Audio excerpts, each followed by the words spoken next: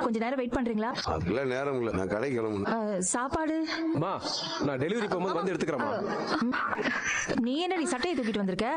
இல்ல, நான் இந்த சட்டையை அயன் பண்ணி வச்சிருந்தேன் இவருக்காக. ஆனா இந்த சட்டை போட்டுக்காம இவர் வேற ஏதோ ஒரு சட்டை போட்டுட்டு வந்திருக்காங்க. அதான் ஏன்னு கேட்கலான்னு வந்தேன். ஏண்டா அவ அயன் பண்ண சட்டையை போடல? அம்மா, நான் அந்த சட்டையை பார்க்கலாமா? கட்டில பிடிக்காதுல, அப்படிதானே? அப்படிலாம் இல்லையே. நான் நம்பிட்டேன். சேஃபா போய் திரும்பி வந்துருவேன். டன்.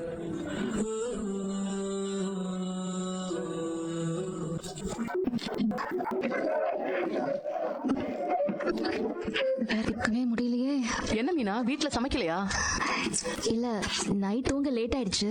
அதனால காலையில எழுந்து டைமுக்கு சமைக்க முடியல. கனி கொடுத்தனத்தை என்ஜாய் பண்ற போல இருக்கு. ஆமா ஆமா, சூப்பரா என்ஜாய் பண்றேன். சரி, நீ பேசு மீனா, நான் அப்புறம் வரேன். கையில வைக்கிறேன். ஹலோ. ஹலோ மீனா, என்ன பண்ற? நீங்க வாங்கி போரியோட போராடிட்டு இருக்கேன். உண்மையான வையா குடும்பத்துல எதையும் அனுசரிச்சு போற வேலையை நினைச்சுக்கிறேன்டா. நீ இப்படியெல்லாம் மாறுவே பேச விட்டு நான் நினைச்சு கூட பாக்கலடா. இங்க வர மத்தாளு மாதிரி நீ எனக்கு பெரிய ஏமாற்றத்தை கொடுத்து விடாதடா. அவ்வளவுதான் சொல்லுவேன். இப்படி சொல்ற இல்ல, வாயை திறந்து ஏதாவது பேசுற. அது சரி, ஏதாவது இருந்தா தானே பேசுவேன். ஆனா ஒரு விஷயம்டா, பெத்தவங்களால ஒரு நல்ல வாழ்க்கையை தாண்டா பிள்ளை வீட்டுக்கு அமைச்சு கொடுக்க முடியும். அதை நல்ல